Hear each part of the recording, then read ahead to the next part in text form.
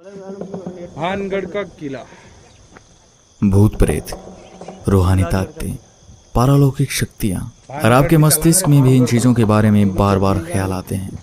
तो आज मैं आपको कई सौ सालों से एक किले में दफन एक ऐसी पारलौकिक शक्ति के बारे में बताने जा रहा हूँ जिसके बारे में सुनकर आपके रोंगटे खड़े हो जाएंगे। आप सोचने पर मजबूर हो जाएंगे कि क्या वाकई में ऐसा कुछ भी हो सकता है। और इस वीडियो के आखिर में मैं आपको एक ऐसे जाने माने व्यक्ति के बारे में बताऊंगा जिसकी मौत का कारण इन्हीं बुरी शक्तियों को माना गया है। आप वीडियो को आखिर तक जरूर देखिएगा। नमस्कार, मैं हूँ राज सोनी और आप देख रहे हैं देखो राजस्थान। वीडियो को लाइक और चैनल को सब्सक्राइब करने के साथ कमेंट बॉक्स में अपने गाँव या शहर का नाम जरूर लिखते जाइएगा।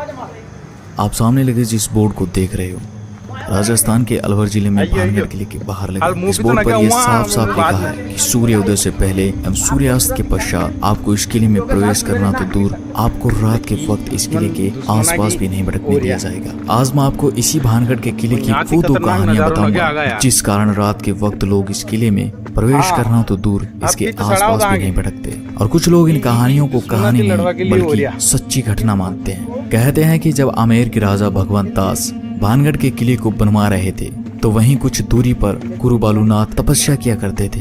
जब बालूनाथ को खबर लगी कि उनके पास में एक किला बनाया जा रहा है तो उन्होंने राजा को बुलावा भिजवाकर अपने पास बुलवाया। जब राजा भगवंत दास गुरु बालूनाथ के पास पहुंचे तो उन्होंने राजा से कहा कि आप जिस किले को बनवा रहे हैं उससे मुझे कोई भी आपत्ति नहीं है, लेकिन एक बात का ध्यान रखना कि इस किले की ऊंचाई इतनी मत कर देना कि इसकी परछाई दिन के किसी भी वक्त जहाँ पर मैं तपस्या कर रहा हूँ वहाँ पर पहुँचे और मुझे छुए। उन दिनों जो साधु संत हुआ करते थे उनका बहुत आदर सम्मान किया जाता था, उनकी किसी भी बात को टाला नहीं जाता था। तो राजा ने भी ऐसा ही किया और फिर किले के निर्माण में ऐसा ही किया गया। किले के किसी भी भाग की ऊंचाई इतनी नहीं रखी गई जिससे कि किले की परछाई गुरु तक पहुंच सके। इस बात का ख्याल अगली 2 पीढ़ियों तक तो रखा गया, लेकिन उसके बाद जब तीसरी पीढ़ी ने भानगढ़ की गद्दी संभाली तो उन्होंने इस बात को गंभीर न लेते हुए गुरु बालूनाथ की चेतावनी को अनसुना कर दिया और उन्होंने कुछ स्थानों का पुनः निर्माण करवा के किले को और ऊंचा करवा दिया। और आखिर किले की परछाई गुरु बालूनाथ तक पहुंच जाती है। और जब यह परछाई बालूनाथ की तपस्या वाले स्थान पर पहुंची तो बालूनाथ को इतना गुस्सा आया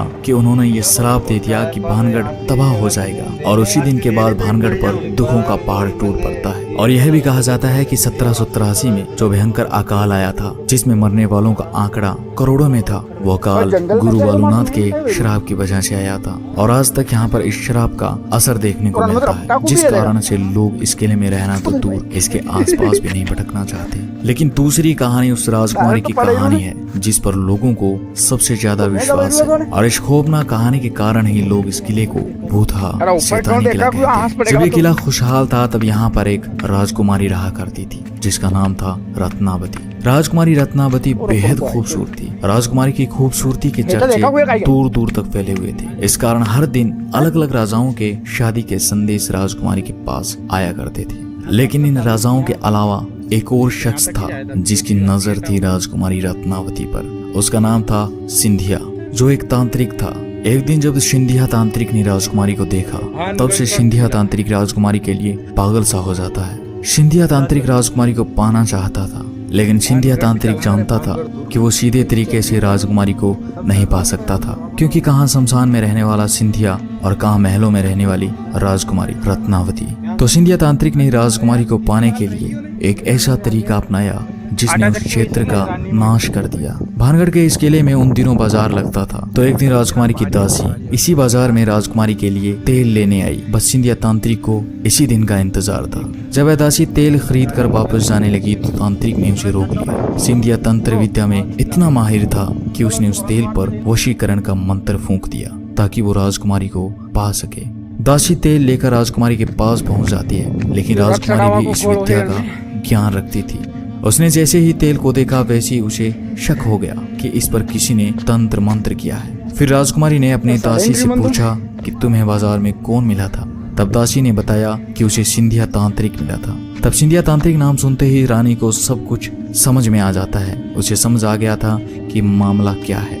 राजकुमारी ने वो शीशी किले के ऊपर पड़े एक बड़े पत्थर पर दे मारी और सारा तेल उस पत्थर पर बिखर गया। ये कहा जाता है कि तांत्रिक ने उस तेल पर ऐसा जादू किया जिससे अगर कोई उस तेल को लगाता तो वह उसके वश में हो जाता और खुद ब खुद उसके पास आ जाता।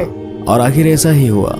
पड़ा पत्थर जिस पर राजकुमारी ने तेल फेंका वह लुढ़कने लगता है और जिस स्थान पर सिंधिया तांत्रिक तंत्र मंत्र किया करता था उस स्थान तक लुढ़कता हुआ जाकर सिंधिया के छाती पर चढ़ जाता है। अब सिंधिया सारी बात समझ चुका था तो मरते मरते सिंधिया तांत्रिक ने श्राप दे दिया कि भानगढ़ तबाह हो जाएगा, सारे लोग मारे जाएंगे और उनकी आत्माएं यहीं इस किले में भटकती रहेगी। और इतना कहकर सिंधिया तांत्रिक मर जाता है और इसके बाद होता है एक भयानक युद्ध जिसमें भानगढ़ के सैकड़ों लोग मारे जाते हैं। और ये कहा जाता है कि सिंधिया की उस श्राप के कारण आज तक इस किले में उनकी आत्माएं भटकती है और आज भी रात के वक्त यहाँ चीखने चिल्लाने की आवाज आती है। दोस्तों ये तो थी वो घटनाएं जो पारालौकिक शक्तियों से जोड़कर देखी गई थी, लेकिन इन सब के अलावा एक कारण और भी है और ये मानना पड़ा कि इस किले में कुछ न कुछ गलत जरूर होता है। सो लोगों के लिए